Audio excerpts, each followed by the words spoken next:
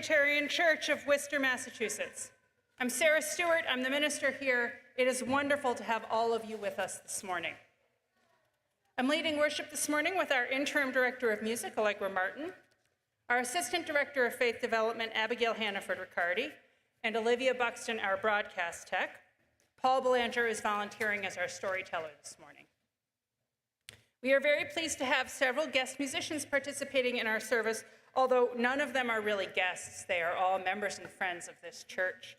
Henry Bolduc played our Prelude and will play our Postlude. Ryuji Sato will be singing, and Ken Melnick will be playing clarinet. Here at First Unitarian Church, we strive in loving fellowship to honor the sacred, connect with each other, and serve justice. We are a welcoming congregation. Whatever your age, race, class, nationality, sexual orientation, or gender identity, we are delighted to have you with us this morning. For those of you who are joining online, welcome. You can like this video to help others find us, and subscribe to our channel to find more content, including musical performances and children's stories. The newsletter is the best way to stay in touch with everything we do as a church. To receive our e-newsletter, go to firstunitarian.com and click subscribe to our newsletter at the bottom of any page. Everybody is welcome to come to a social hour in the church parlor after the service. If you are a newcomer, please stop by the welcome table, which is right through this door, to meet some friendly volunteers. You can sign up for our newsletter there, sign up to get a name tag, and if you're here for the first time, we have a gift bag just for you. I have a few other announcements this morning. You'll see in your order of service that there is a climate justice event today at 2 o'clock at the corner of Salisbury and Park. If it's still raining, it will be inside at First Baptist Church. Several members of our church have helped to organize this, so everybody is welcome to come to that. Before that event, if you have not yet had a chance to attend a stewardship meal to talk about what it means to you to be a member at First Unitarian Church and consider a gift to the church for next year, we are having our final 2 gatherings today and tomorrow. Today is a luncheon here in our dining room after church, and even if you didn't sign up, I have it on good authority that we have plenty of food, so you are welcome to stay if you would like to participate. And for those of you who did sign up, I'm looking forward to seeing all of you. Tomorrow evening, there is a Zoom gathering, which Ellen Foley is hosting. So especially for those folks who are online and prefer online activities to in-person activities, tomorrow, I think at 7 o'clock on Zoom, details are in your newsletter. And then finally, I have an announcement from our faith development program. Next Sunday, we are taking our Faith in Action collection for the Worcester County Food Bank. They are November's recipient of our Sunday collection. But our young people are putting together the worship service with Director of Faith Development Samantha Namath about the community that is built around shared food. And so we are also inviting donations of non-perishable goods to support the Worcester County Food Bank. They ask nothing in a glass container, nothing expired, obviously. So next Sunday, we'll be collecting both food and money to support the Worcester County Food Bank. Thank you for your generosity. This is the day the Lord has made. Let us rejoice and be glad in it.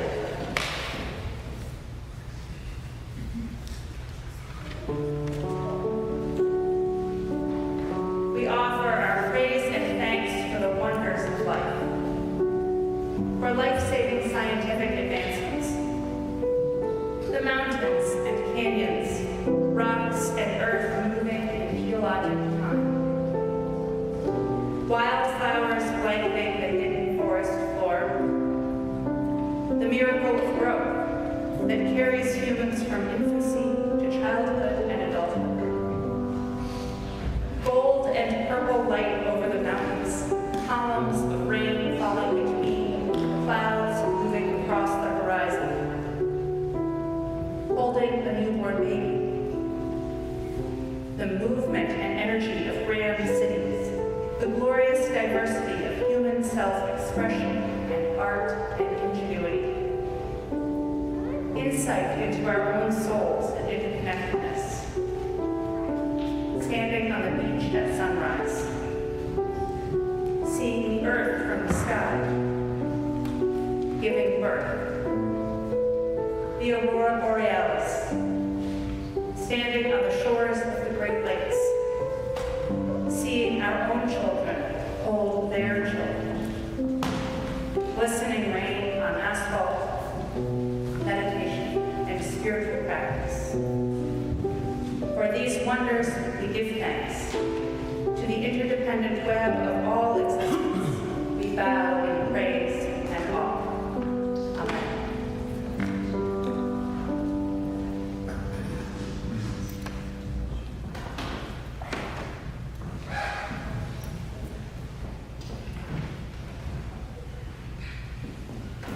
Ruby, the light on Chalice is burning.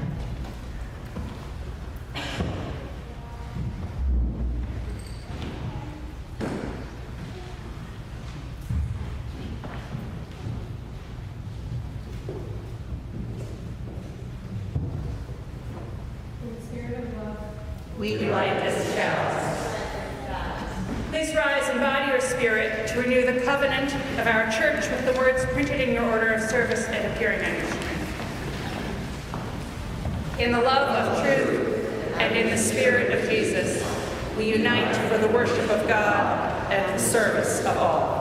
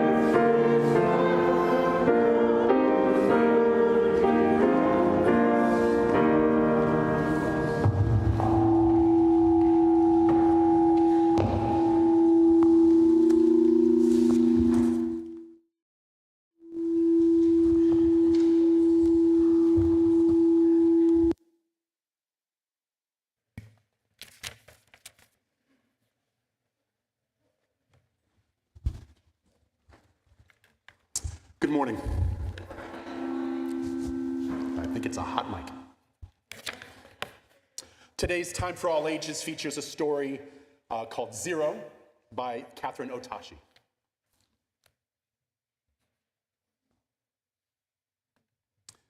Zero was a big, round number. When she looked at herself, she just saw a hole right in her center. Every day, she watched the numbers line up. 1, 2, 3, 4, 5, 6, 7. She wanted to count 2. But how could a number worth nothing become something? 0 felt empty inside. She watched 1 having fun with the others.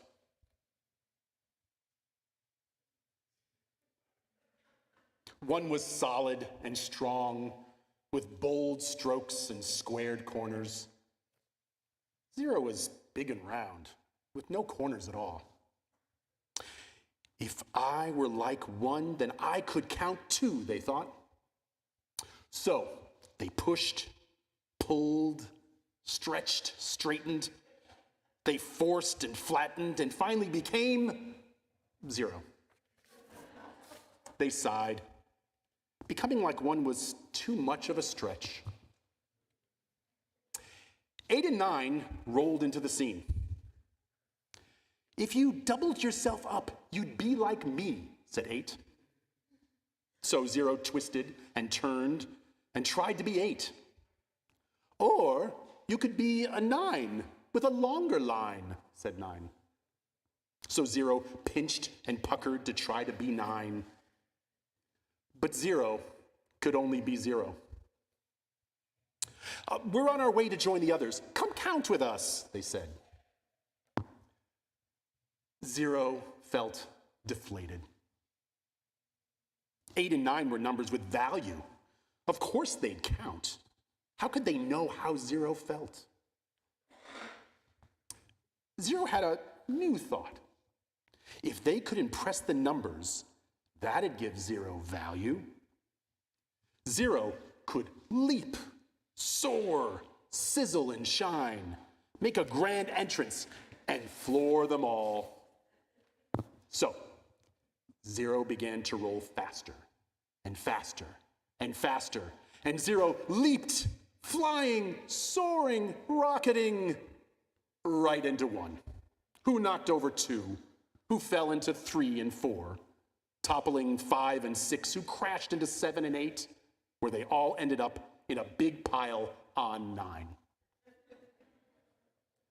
All the numbers were bent out of shape. It's no use trying, sobbed 0. I'll never have value. I'll never be part of the count, said 0.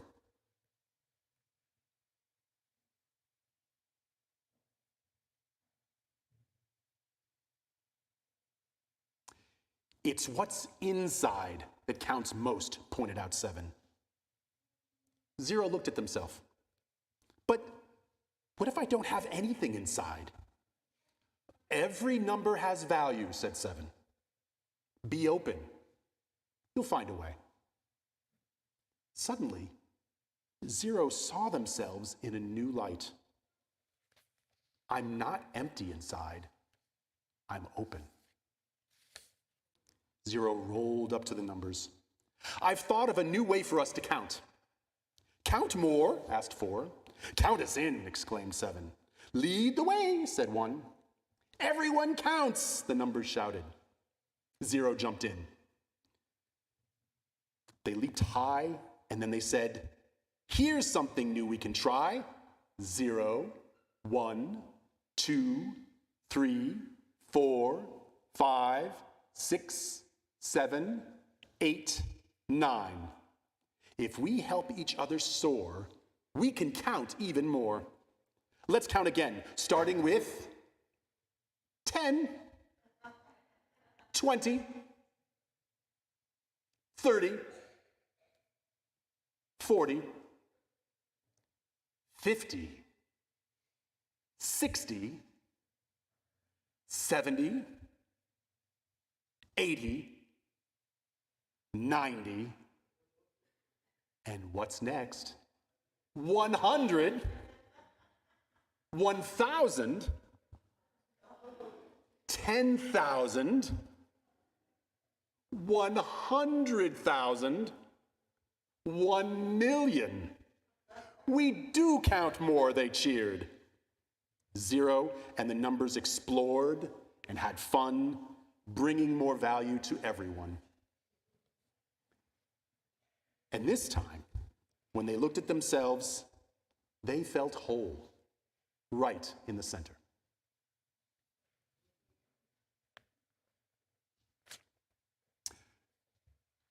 In Faith Development today, our 8th to 10th graders are actually already meeting in their coming of age program. Our younger children are now invited to come forward and participate in our U-Unity Circle, where we will explore the issue of food insecurity. So please come forward now and join us.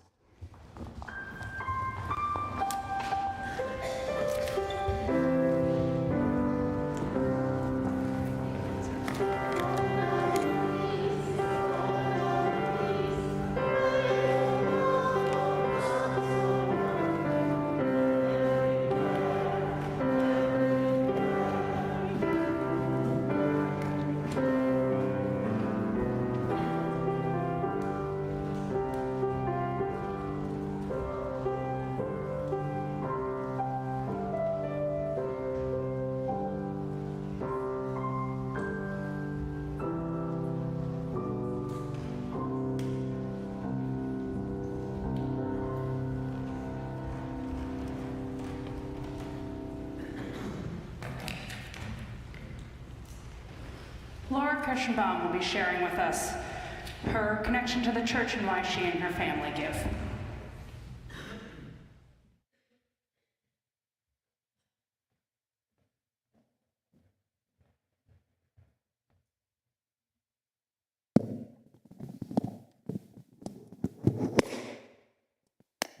Well, that was snappy.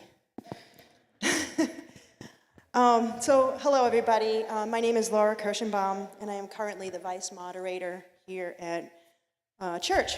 For those of you who don't know, I am also a middle school teacher, 7th grade specifically, and yes, I'm tired and a little crazy. But at school, I get 1 year to do as much as I can to influence the life of a child, to plant the proverbial seed and hope that someday it will flourish. But the day when I see it blossom into that beautiful flower, well, that day may never come.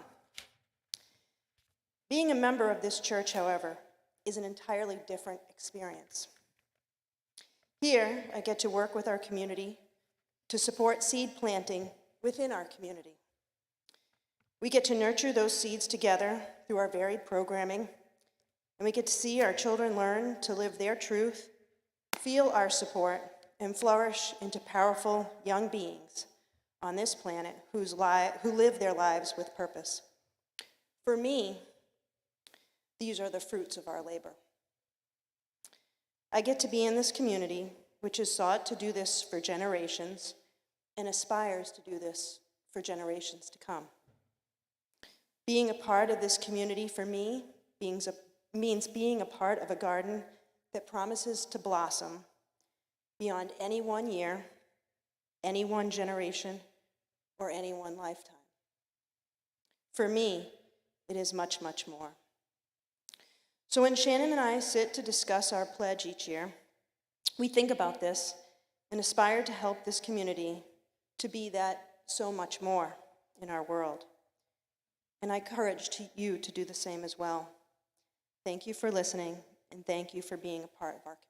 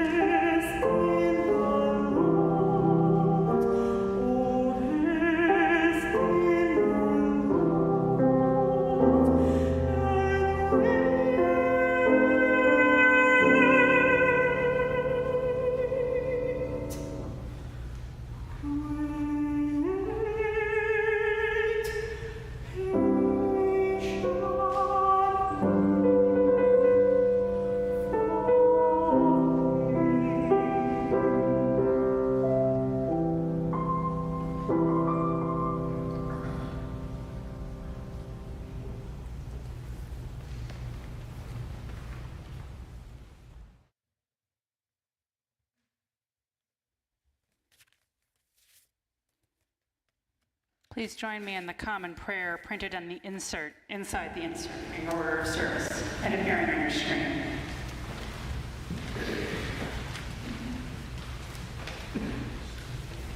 May there be peace in the higher regions. May there be peace in the firmament. May there be peace on earth. May the waters flow peacefully. May the herbs and the plants grow peacefully. May all divine powers bring unto us peace. The Supreme Lord is peace. May we all be in peace, peace, and only peace. And may that peace come to each of us. Amen. Please continue your own thoughts and prayers in silence.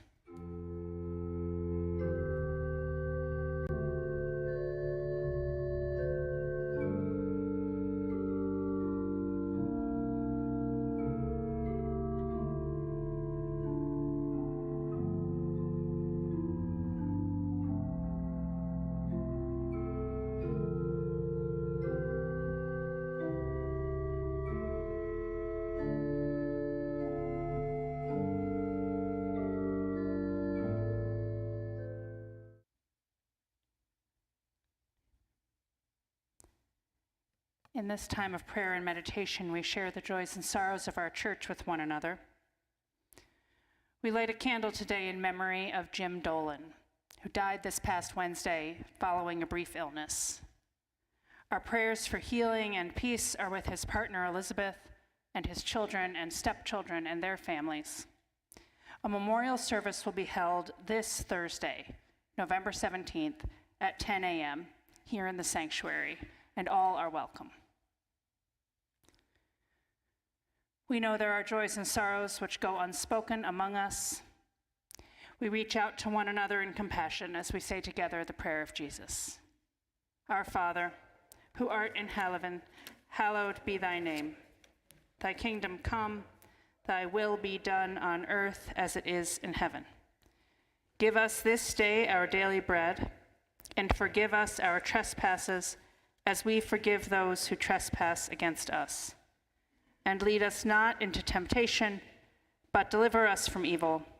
For thine is the kingdom, and the power, and the glory, forever and ever. Amen. Our ministries at First Unitarian Church thrive because of your support. In the past week, our coming-of-age mentors met for the first time with the youth they'll be mentoring this year. We have collected clothing for Haitian refugees who suddenly find themselves in Worcester in need of assistance. And a Sunday Ponderings group met this morning to discuss the mysteries of life. In addition, our choir is participating in a Taizé service this afternoon at First Baptist Church.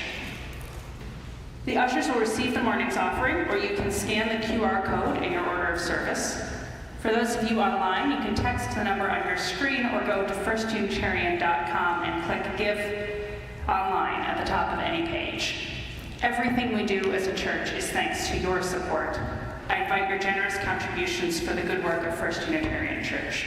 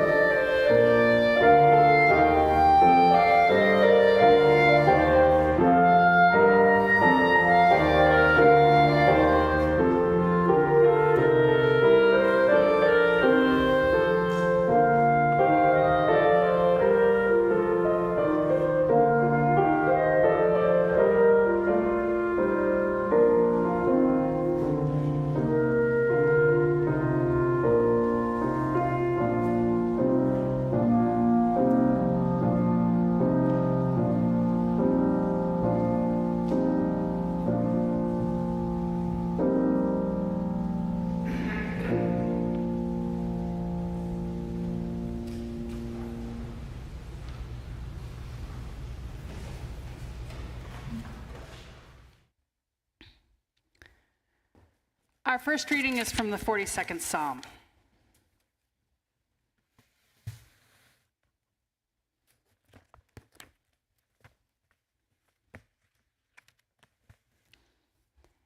As a deer longs for flowing streams, so my soul longs for you, O God. My soul thirsts for God, for the living God. When shall I come and behold the face of God? My tears have been my food day and night, while people say to me continually, "Where is your God?" These things I remember as I pour out my soul. How I went with the throng and led them in procession to the house of God, with glad shouts and songs of thanksgiving, a multitude keeping festival. Why are you cast down, O my soul? And why are you disquieted within me? Hope in God, for I shall again praise him, my help and my God. My soul is cast down within me. Therefore I remember you from the land of Jordan and of Hermon, from Mount Mizar. Deep calls to deep at the thunder of your cataracts. All your waves and your billows have gone over me.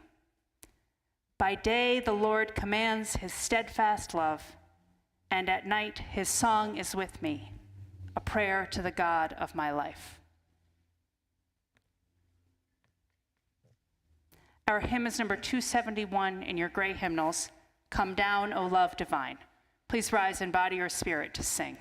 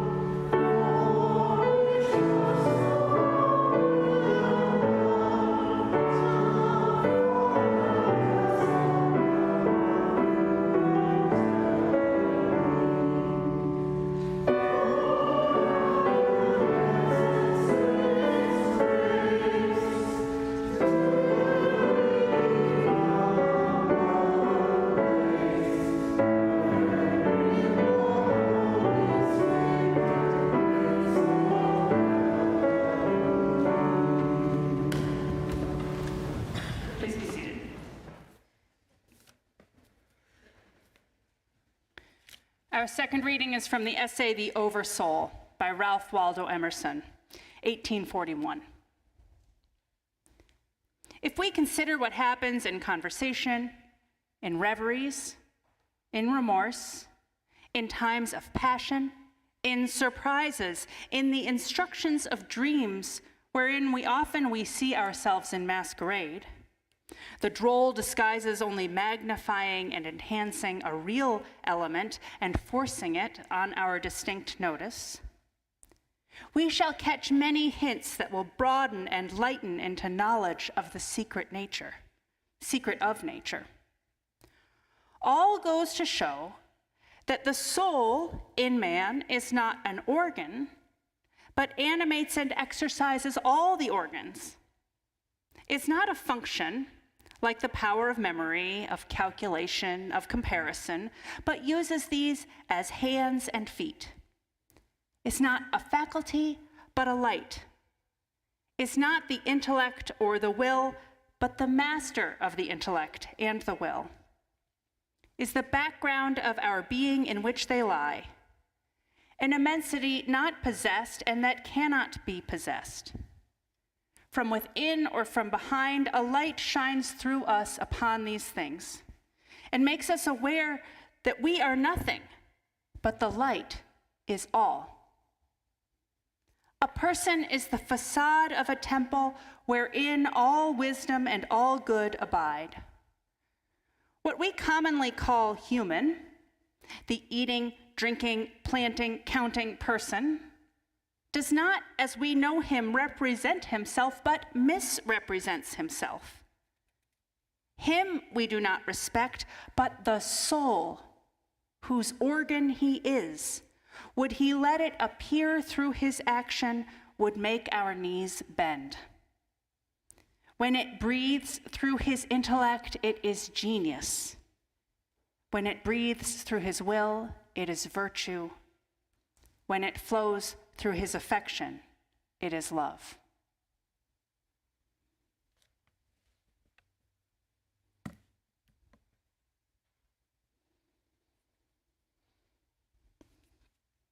I wonder if you're familiar with the wonderful story written perhaps for young adults, but I think really for everybody, called His Dark Materials by the writer Philip Pullman. It's a series of books and also a television show. I find them both enchanting. An original trilogy, and now he's writing new books. Philip Pullman is an English author. He is a thoughtful atheist who wrestles with the legacy of Christianity and what it means for us today. And his original trilogy of books is a reimagining of Paradise Lost by John Milton. One of his creative devices in the book and in the show is that in this fantastic world that he creates to tell his story, everybody has a daemon, an animal that is their companion throughout their life, in fact, without which they cannot live. If the person is killed, the daemon dies. If the daemon is killed, the person dies. They change shape when a person is children, but they become fixed in shape and become one animal at the time of puberty for the rest of the person's life. This is a great storytelling device on TV. Television writing often suffers from the fact that you have to show what the characters are thinking inside the show. And in this show with the daemons, the person and the daemon just talk to each other, even when no one else is on screen. So you always know what the characters are thinking. Philip Pullman did not come up with this idea on his own. He is borrowing an ancient idea and understanding of the soul, going back to Aristotle, that people have a daemon, a spirit that accompanies them throughout their life, that is of them but not contained to them, that is what we might call the soul. As far as we know, human beings have always perceived themselves to have a soul. There is some part of us that remains constant, even as our bodies age and change. There is some part of us that's capable of imagination and memory, that can imagine things that never have been, that feel ourselves to be the same person we were decades ago.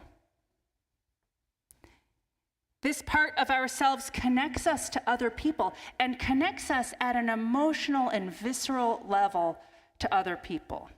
We do not only communicate through words and texts and even gestures. We communicate somehow through the essence of our being. And in mystical moments, humans report that they perceive a connection to everything that is. that there's no separation between one soul and the soul of the universe. In his essay, The Oversoul, Unitarian minister and lecturer Ralph Waldo Emerson wrote, "Our being is descended into us from we know not whence. I am constrained every moment to acknowledge a higher origin for events than the will I call mine." Emerson was really wrestling with where the soul came from. Does it come from God? Do we know it's true because the Bible tells us something about the soul, or do we know the truth of the soul because it resonates with us as something true and real, and we judge religion based on that reality?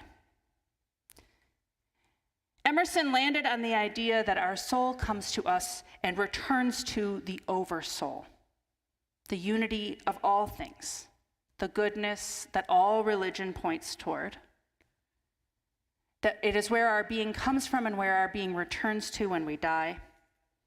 He believed that we could glimpse it in moments of mystic clarity. The covenant that we say as a church was written while Ralph Waldo Emerson was still alive. And I believe that he might say the truth that we say we love in our covenant, that we gather in the love of truth, that truth is the resonance between our soul and the oversoul, the way we know that something is true or real or good. Of course, some of us are not prone to mystical revelation, and perhaps we feel our soul most keenly when someone we love dies. Emerson knew this anguish. His first wife, Ellen, died of tuberculosis when she was only 20 years old. He wrote in his diary as though she were still living for a year after her death. And at about the year anniversary, he went to the vault where her coffin had been interred and opened the door of the vault and opened the lid of the coffin to see the body of his dead wife. So powerful was the connection between his soul and her soul that he needed to see with his own eyes that in fact she was dead. And in fact, he could mourn her and begin to move on. Some years later, his young son died. He wrote a poem after Waldo's death. "The south wind brings life, sunshine, and desire, but over the dead he has no power. The lost he cannot restore, and looking over the hills I mourn the darling who shall not return." We feel that connection when we lose people we love. You've known that loss. You know how painful it is when a love is cut off because of death. You have felt that soul connection that reaches out beyond the cold fact of death to remind you that your loved one's presence is still real, still part of the universe, still connected to your heart. A dear friend of mine died several years ago, a girl I grew up with and had remained close friends with. And she was very present to me, even after her death. I felt that need of Emerson's to make it real. Rachel was Jewish, and in the Jewish burial tradition, the gathered community of family and friends and loved ones travel to the grave immediately after the funeral and help to bury the body. And I felt that viscerally, the loss of her, as I watched her coffin go into the ground and as I helped to put the dirt over the coffin. But I didn't lose my sense of connection and love with her. I dreamed about her. I remembered things she had told me. I went through my boxes and found cards and art that she had made me when we were in school. I see her in her sister and in her son and in her niece and nephew. I think of her when I'm buying a sweater, when I'm considering how to further my ministry. Her inspiration and her life are still with me. I don't believe in an afterlife where we have the same awareness or presence or personality that we have now. Of course, I don't know. None of us do, so I may yet be surprised. But I am comforted that Rachel's energy was not destroyed when she died. I found I was comforted by Emerson's oversoul, a oneness of all that is, a soul in me that connects to other souls, even the souls of those who have died.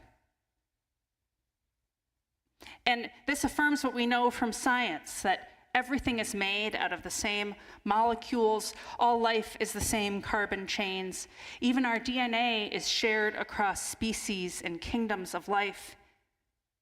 Nothing is created or destroyed.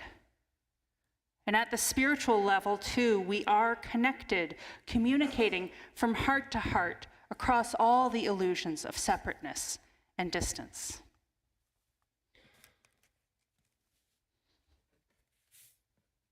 It is not just death that helps us experience this oneness. I asked on Facebook this week what has connected people to the wonder of the world, and people listed so many experiences in nature, hiking out west in the Grand Mountains, seeing the Great Lakes, watching the rain in the city.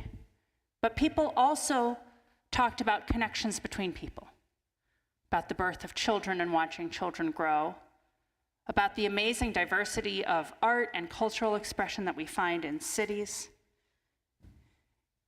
even the wisdom gained through meditation and spiritual practice. Throughout our lives, we find these moments of connection to nature, to other people, to the ocean depths within ourselves. Hindus call this oneness Brahman, the divine substance on which the universe is composed. The individual soul is Atman, and the two are intimately connected. Our prayer was from the Vedic scriptures this morning. And in Vedic writings, the eye is like the sun, and the breath is like the wind. The soul is like the spirit of all that is. At death, the most exalted souls become one with Brahman and are released from the cycle of rebirth. In later Hindu scriptures, the Upanishads, is written, "These souls pass into the flame of the cremation fire, and thence into the day, into the world of the gods, into the sun, and into the region of lightning. A person made of mind comes to the region of lightning and leads them into the worlds of Brahman." This mystical unity is shared across the world's religions. And although we have no proof, we have pervasive experience of that connection. To make matters more complicated, our own soul, our own daemon, if we had a little animal friend that was with us throughout our lives, it's not even something that we can fully control or claim authorship over. The philosopher Hannah Arendt said that our soul shows up whenever we act in the world with other people, but it sits on our shoulder and looks out with us, and so we cannot see it or control what it does, and yet it represents us to other people, whether we would or not. That it's part of us and it shows forth to everyone we meet and in all we do, but it's only partially under our control and not completely visible to us. It is the still small voice, the gut feeling, the character that shines through in hard times. It can be cultivated through good habits but not dictated to. It appears in our actions toward others and is at the heart of the noble truth of Buddhism that our actions are our only possessions. The ancient Greeks believed that it was only after death that our daemon could be judged to be good. Not because our soul was always being shaped until the very end, and anyway, only other people could judge that for us. We couldn't judge it for ourselves. There's always some part of our soul that we don't understand.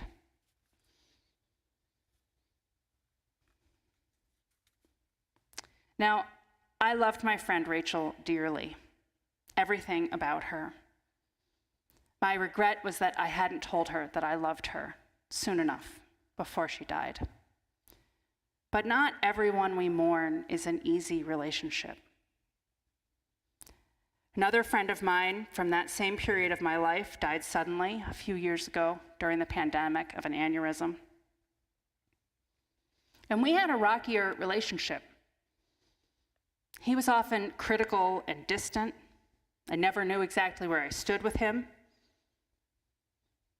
As adults, we didn't quite fit together as friends, but we couldn't just let the friendship go either. So I didn't quite know how I felt when he died. I'm so very sorry for his wife and his mother, his many closer friendships. And I miss his writing and his sense of humor and the fact that he doesn't get to write movie reviews or do stand-up anymore.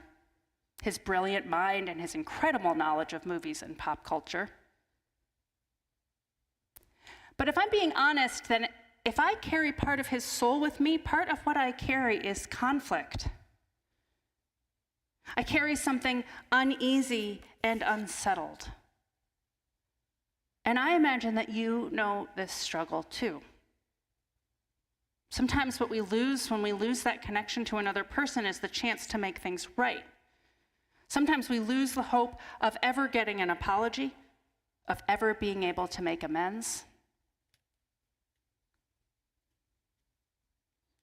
People sometimes have the audacity to die when we still need something from them, when we still need healing, when there's still a wound.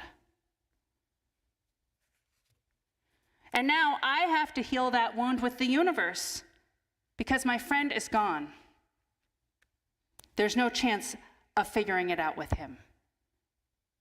So that means that I have to trust the universe, trust Brahman, trust the Oversoul, that it can absorb what I needed to and give me back peace. In Hinduism, it's only the most exalted souls that merge with Brahman. But in our Universalist tradition, all souls grow into harmony with the divine.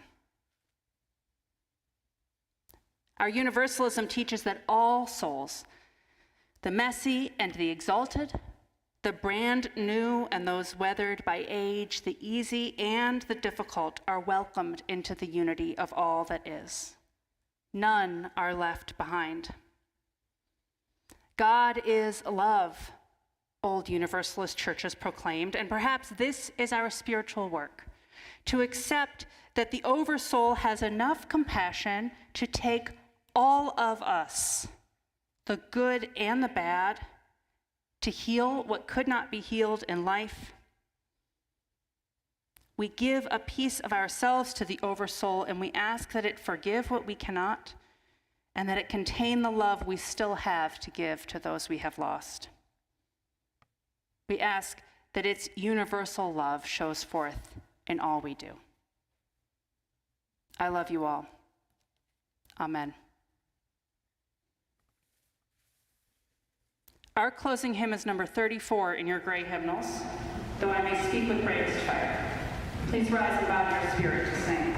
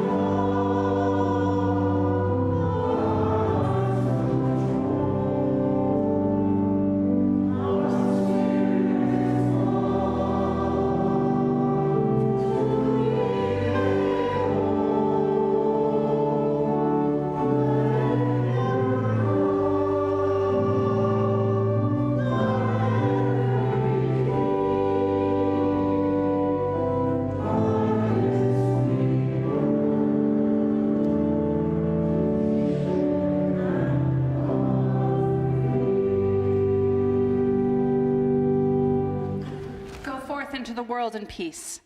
Be of good courage. Hold fast that which is good. Render to no one evil for evil. Strengthen the faint-hearted. Support the weak. Help the afflicted. Honor everyone. Love and serve the holy, rejoicing in the power of the Spirit forever. Amen. Please be seated for our postlude.